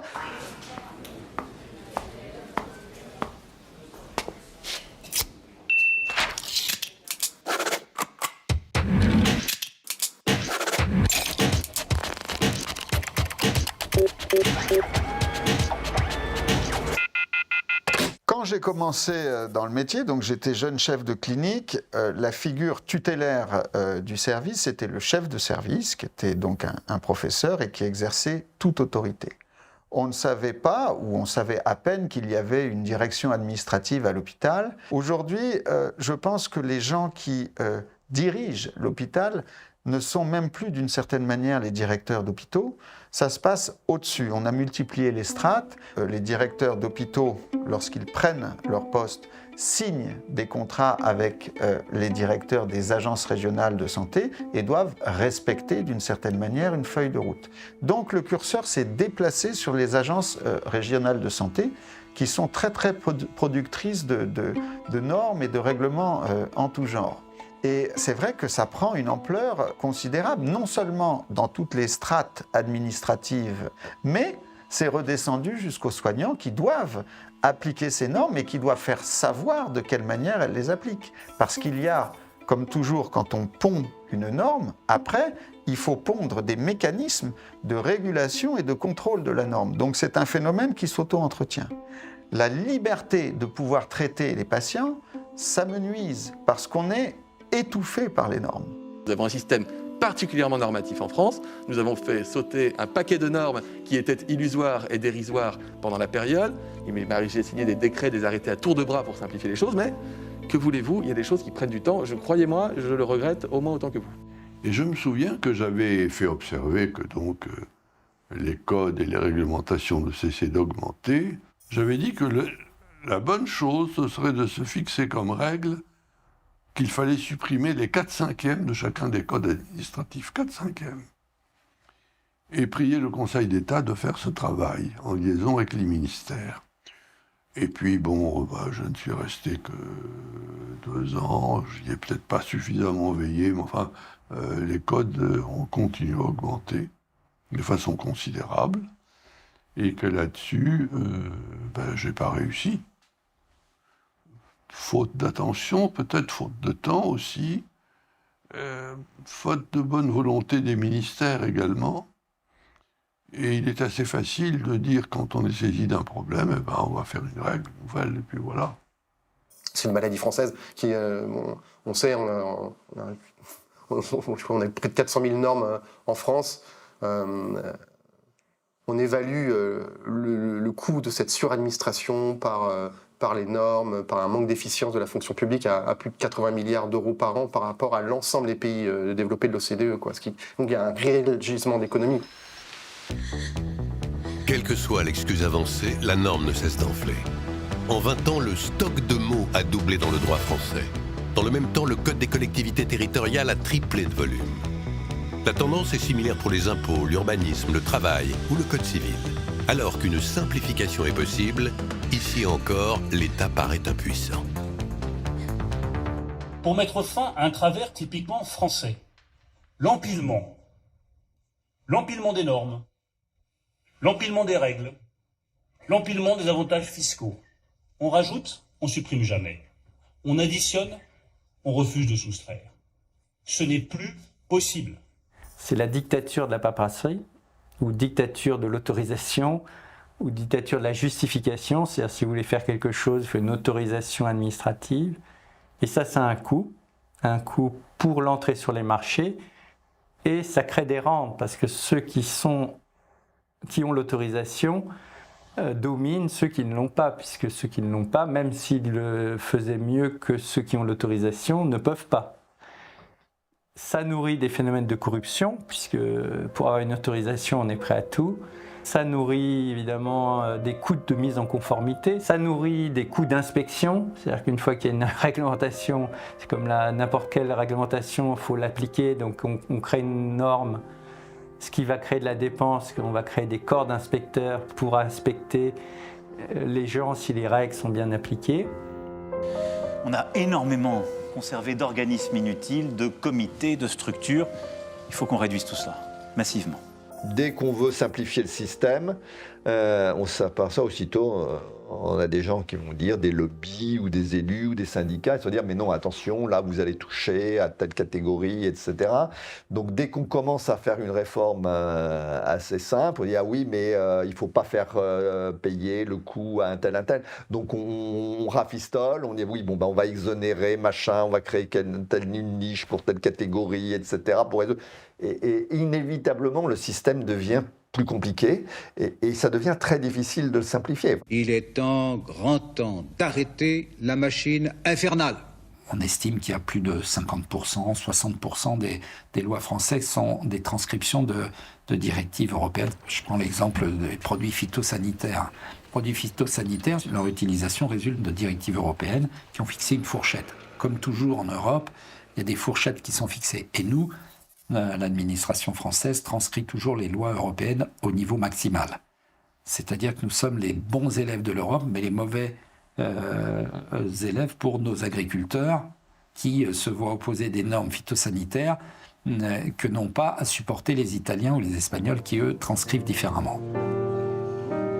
Quoi qu'il en coûte. L'un des signes les plus évidents du dysfonctionnement de la France concerne la santé. Alors que 20% des dépenses publiques y sont consacrées, des millions de Français éprouvent les pires difficultés à se faire soigner.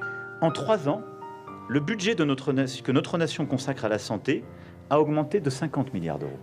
Un des ressorts du désenchantement, c'est une organisation des équipes qui, à force de rationalité, a perdu en prévisibilité, en humanité.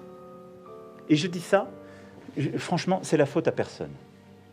Le système de santé français se distingue par plusieurs spécificités, mais il y en a une en particulier, c'est la quasi-gratuité des soins pour une très grande partie de la population. Et la France est le pays au monde où le reste à charge pour les patients, c'est-à-dire ce qu'il faut débourser de sa propre poche pour payer les soins, est le plus faible. Sur l'enveloppe globale du coût des soins et des prescriptions médicales, les Français de leur poche vont payer moins de 7%. je ne peux pas laisser dire que le système français s'est effondré, qu'il est ruiné, qu'il faut rajouter de l'argent, qu'il n'y en a pas assez. C'est faux. L'argent, il est mis à la disposition des Français. La question est de savoir ce qu'on en fait. Et pour ça, il faut essayer de schématiser la santé en 3 secteurs. Ce sont les soignés, les patients, les malades. Ce sont les soignants, médecins, infirmières, kinés, aides-soignants, psychologues. Et les gestionnaires, ce qu'on appelle vulgairement, je trouve, mais c'est assez simple, la technostructure. Qu'est-ce qui s'est passé ces 40 dernières années? Les gestionnaires ont augmenté. Puisque, on en a parlé, il y a des procédures, il y a des dispositifs pour réduire le reste à charge, des dispositifs pour rendre gratuits certains soins à certaines personnes, la sécurité sociale, la Haute Autorité de Santé, le ministère, une vingtaine d'agences nationales de santé, 18 agences régionales de santé, maintenant des CPTS, des communautés professionnelles territoriales de santé. Tout ça, ça fait du monde et ça a un coût, et ce coût augmente.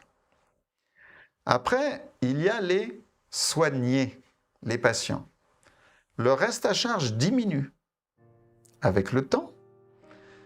Or, la population vieillit, les maladies deviennent chroniques, ce qui autrefois était fatal comme un cancer ou un infarctus, devient chronique et les traitements sont de plus en plus lourds.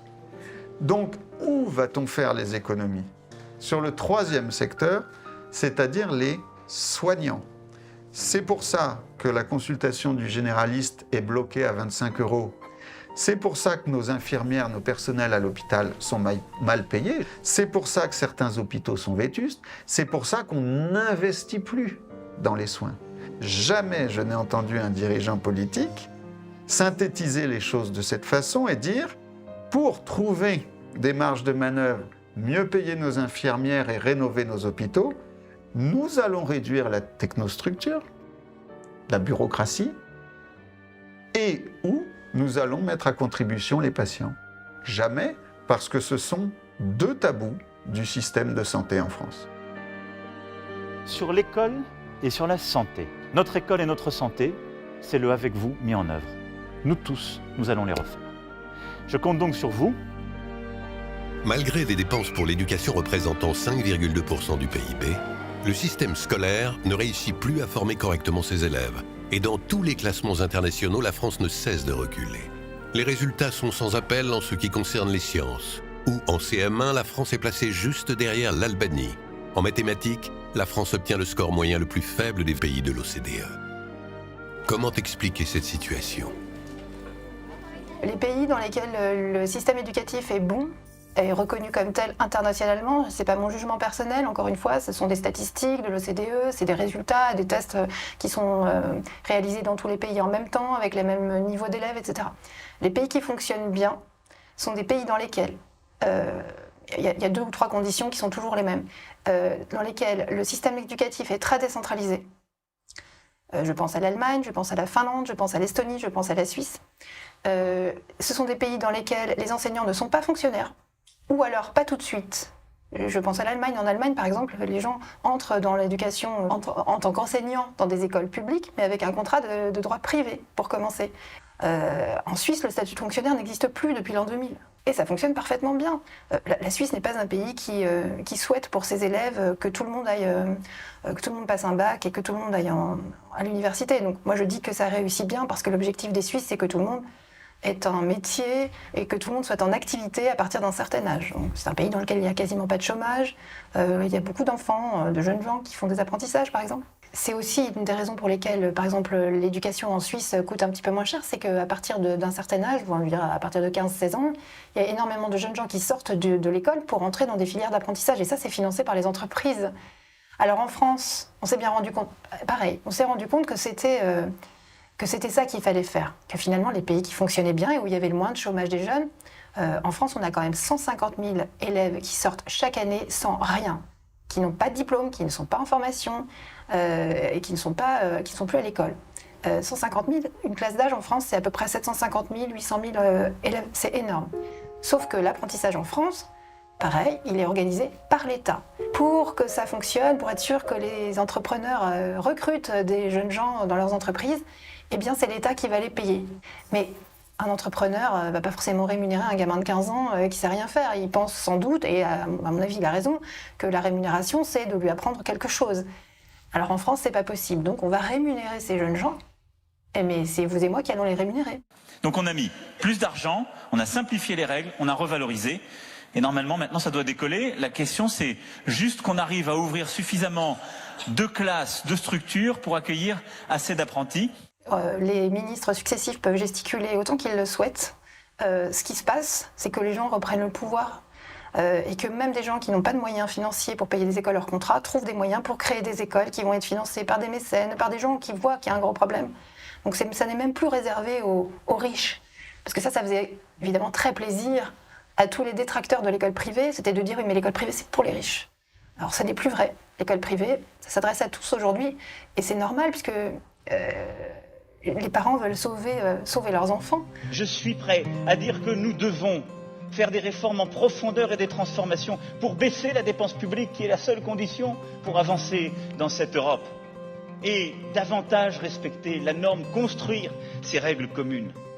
Mais de la même façon, en Allemagne, il ne peut pas y avoir un fétichisme perpétuel pour les excédents budgétaires et commerciaux, parce qu'ils sont toujours faits aux dépens de certains autres. Et pour moi, l'événement fondateur pour Macron, c'est lorsqu'on lui remet le prix Charlemagne au printemps 2018. Il va présenter l'équilibre des comptes publics et extérieurs comme du fétichisme, comme une sorte de démarche religieuse irrationnelle.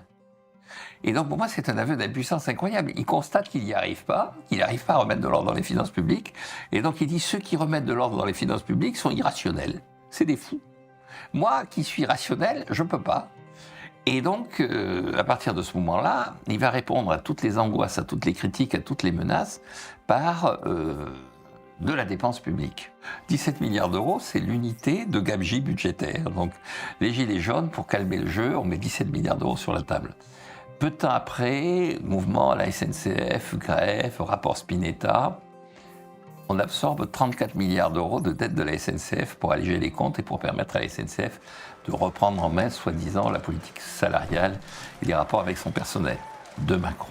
Et alors, phase ultime, le bouclier tarifaire et toutes les mesures autour de la baisse artificielle des prix qui ont été organisées a été évaluée par le Sénat à 170 milliards d'euros. Donc maintenant, on en est à 10 Macron. Le chef de l'État a ouvert de nouveaux appétits avec les milliards qui semblent sortir de sa besace et dont on ne lui fait même pas crédit, puisqu'en parallèle d'une surdépense, beaucoup de missions régaliennes se trouvent sous-dotées. Mais d'ailleurs, qui paie l'addition ?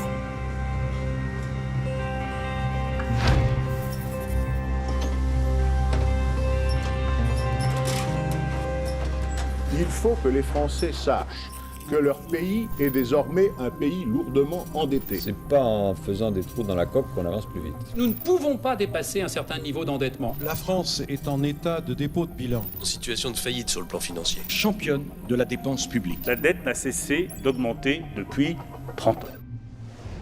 Depuis l'an 2000, la dette de la France est passée d'environ 900 à plus de 3 000 milliards d'euros. Rien qu'en 2022, la France a engagé 1 536 milliards de dépenses publiques pour 1 411 milliards de recettes.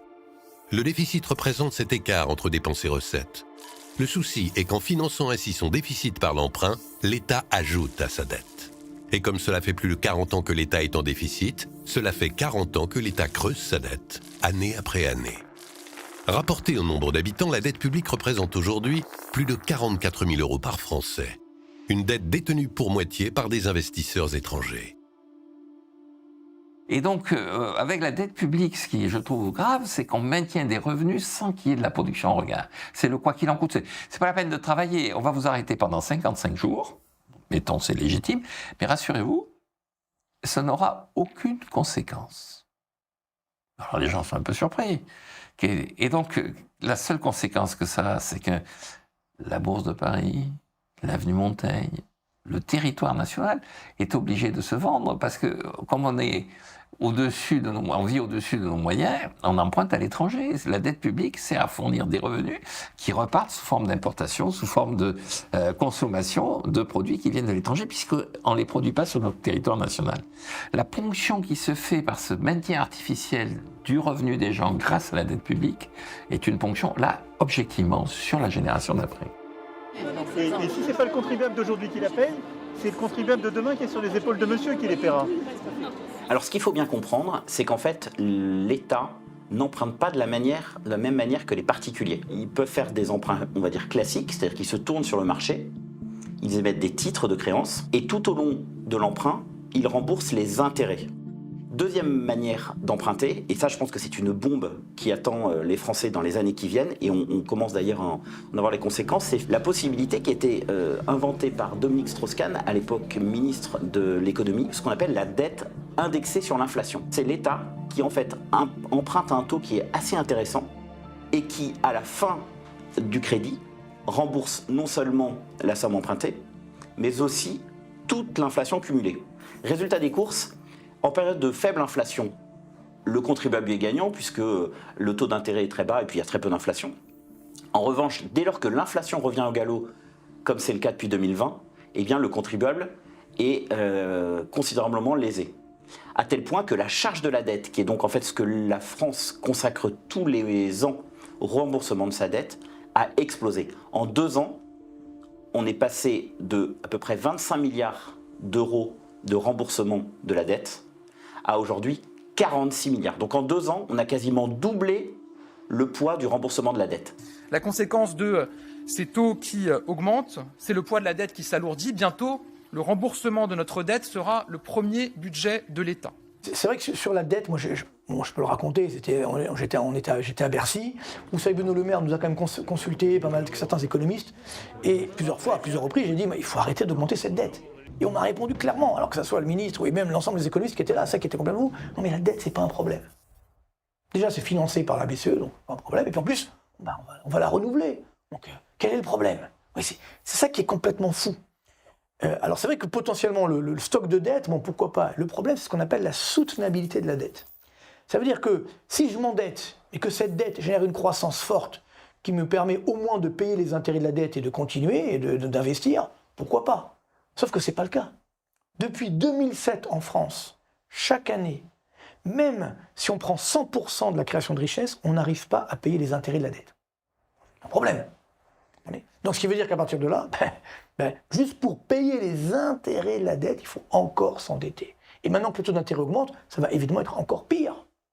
Donc c'est ça le problème, c'est pas le stock de dette, c'est qu'elle n'est pas soutenable. Ce qu'on appelle la bulle de la dette, c'est-à-dire le simple fait de rembourser les intérêts, je dois encore augmenter ma dette, et ainsi de suite. J'augmente ma dette, mais ça ne génère pas d'augmentation du PIB, de création de richesse. Donc voilà, on tourne malheureusement dans cette bulle, et elle gonfle, jusqu'à quand? C'est le principe de la corde, on tire sur la corde, donc, tant qu'elle tient même sur un fil, ça tient, puis le jour où le fil casse, il n'y a plus de corde. Si chaque fois que les marchés financiers commencent à avoir un peu peur que vous ne remboursiez pas, la Banque centrale est là pour dire pas d'inquiétude, j'achète des titres publics et je les garde autant que nécessaire. Et le jour où les États doivent me les rembourser, je leur reprête à nouveau sous cette forme, etc. À la limite, il n'y a plus de problème de soutenabilité de la dette publique. On peut s'endetter indéfiniment. Le problème, et là où c'est un peu nouveau depuis maintenant 1 ou 2 ans, c'est que les banques centrales, évidemment, ne peuvent pas faire ça indéfiniment. Parce que leur mission est de lutter contre l'inflation. Et l'inflation est en train de revenir, ce qu'on avait oublié aussi au cours de ces 10 dernières années. Et donc on se retrouve aujourd'hui dans une situation où on a l'inflation, et donc les banques centrales sont obligées d'augmenter leur taux d'intérêt, mais aussi, c'est peut-être plus important justement d'arrêter cette politique qu'on appelle de quantitative easing, d'achat massif d'obligations d'État sur les marchés financiers. Et donc dans ces conditions-là, les États doivent revenir sur les marchés financiers. On se retrouve dans la situation antérieure à 2008-2009, où il faut qu'il garde la confiance des marchés, et ça, c'est pas évident. Et on vient d'en avoir un exemple extraordinaire avec ce qui s'est passé au Royaume-Uni. Mais tout d'un coup, un gouvernement se met à présenter une politique publique qui va conduire à augmenter fortement les déficits, la dette, etc. Les marchés, tout d'un coup, prennent peur, les taux d'intérêt montent, la Banque centrale est obligée d'intervenir à nouveau, et donc je pense qu'elle a fait une pression très forte sur le gouvernement anglais et les marchés pour arrêter, et le résultat, c'est que Truss a démissionné et son successeur a lancé une politique qui est radicalement différente. Bon, certains semblent avoir une préférence pour la dette. Ça n'a pas de sens. Non, la dette est vraiment la dépense publique qui stérilise tout. Et nous entrons, car nous sommes sortis de la période des taux d'intérêt négatifs, dans une période où la charge de la dette augmente. Elle augmente à la fois, on le sait, du fait du poids des obligations indexées à l'inflation et de la hausse des taux d'intérêt, dont nous savons qu'elle ne va pas s'arrêter. Dans une autre vie aussi, j'ai été ministre des Finances. C'était une époque où c'était en pleine crise financière et crise grecque, et la dette publique, la charge de la dette était le deuxième budget de l'État. Je ne souhaite pas à mon pire ennemi de devenir ministre des Finances dans ces conditions, parce que vous n'avez pas la moindre marge de manœuvre pour faire quoi que ce soit. Or, nous en approchons. Quand j'étais à la Cour des comptes, je disais souvent, ne prenez pas un ton catastrophique, ne faites pas, enfin il ne faut pas dire la France est au bord de la faillite, la France est au bord du mur, parce que l'expérience montre que ça fait 15 ans qu'on dit ça et qu'on n'est toujours pas en faillite. C'est toute la difficulté sur le sujet de la dette, il est là. C'est qu'en fait, on ne sait pas à quel moment les marchés vont réagir et tout d'un coup avoir peur, etc. Personne ne le sait. Ça peut arriver à... L'Espagne a eu des problèmes d'endettement public à 60% du PIB d'endettement. Le Royaume-Uni vient d'en avoir, là, avec une dette publique qui est un peu inférieure à celle de la France. Et le Japon a une dette publique qui représente plus de 200% du produit intérieur brut depuis déjà 10 ans. Et n'a aucun problème pour financer sa dette. Et il y a une règle quand même, c'est que quand on a un très fort endettement des ménages, quel cas, très fort endettement des entreprises, quel cas, très fort endettement de l'État, ce qui est le cas, les risques de crise sont démultipliés. Parce que dès que l'un ne peut plus payer, il crée une dette toxique qui crée un risque de crise systémique. C'est-à-dire que celui qui ne paie plus sa dette empêche celui qui a prêté peut-être de payer ses traites, et ainsi de suite. Quand on ne rembourse pas une dette, c'est très grave. Ça veut dire qu'on devient le vassal de notre créancier. Et c'est très dangereux, ça c'est dans les cas de guerre notamment, ou alors on a vu avec la Chine par exemple et la Grèce, quand la Grèce avait une grave crise, la Chine est venue en disant non moi votre dette, ok je vais en prendre mais ça ne m'intéresse pas, ce que je veux c'est la moitié du port du Pirée à Athènes. Et ils l'ont eu. Donc après on vous prend vos actifs. Vous comprenez ? Et c'est ça qui est très dangereux, alors on n'en est pas encore là en France, mais ça peut arriver très vite. Vu que la planification ne marche pas, qu'on a été empêtré dans le chômage de masse pendant des années sans pouvoir rien faire, tout ce qu'on a réussi à faire, en fait, c'est d'essayer de créer, en fait, avec notre propre argent, des formes d'aide qui, en fait, alourdissent petit à petit par cette cercle vicieux complètement dingue, où en fait plus on vous aide, plus on augmente le coût fiscalo-social, plus on augmente la dette, le poids de l'État, plus on charge la mule si vous voulez, et en chargeant la mule, on a de plus en plus de mal à créer les conditions de la croissance. Or la condition pour qu'on puisse rembourser notre dette à long terme, il n'y en a qu'une seule, c'est qu'on ait une croissance à long terme qui permette de le faire. C'est un tout en fait. Il faut changer de paradigme, il faut avoir 300 députés, 100 sénateurs, supprimer le Conseil économique et social qui est fusionné dans le Sénat, changer les règles de la fonction publique, changer le contrat de travail de la fonction publique, réduire les impôts de production, créer des zones de réindustrialisation. Donc c'est un package. Si vous ne faites qu'une partie, vous n'aurez pas le résultat, mais vous ne ferez rien si vous ne changez pas de paradigme. La France, de toute façon, finalement, elle se réformera, elle se modernisera, soit dans la douceur, mais ça, il fallait le faire un petit peu avant, soit dans la douleur. Notre déclin, nous l'avons fabriqué de nos propres mains. On entend souvent dire que l'État doit être stratège et investir, mais l'investissement ne représente que 3% de ses dépenses. Alors s'endetter pourquoi pas, à condition de le faire pour de bonnes raisons. Le problème est que l'État s'endette aujourd'hui, surtout pour payer son train de vie. Pourtant, des solutions existent. C'est la raison d'être de Contribuables Associés. Promouvoir auprès des élus une gestion économe de l'argent public. Indépendante des partis politiques, notre association combat depuis 30 ans les dépenses publiques excessives, les gaspillages et la fiscalité confiscatoire. Que ce soit auprès des parlementaires, par la publication d'études ou de campagnes de mobilisation médiatique, Contribuables Associés s'emploie à défendre le fruit de votre travail. Notre force, c'est notre nombre. Rejoignez-nous.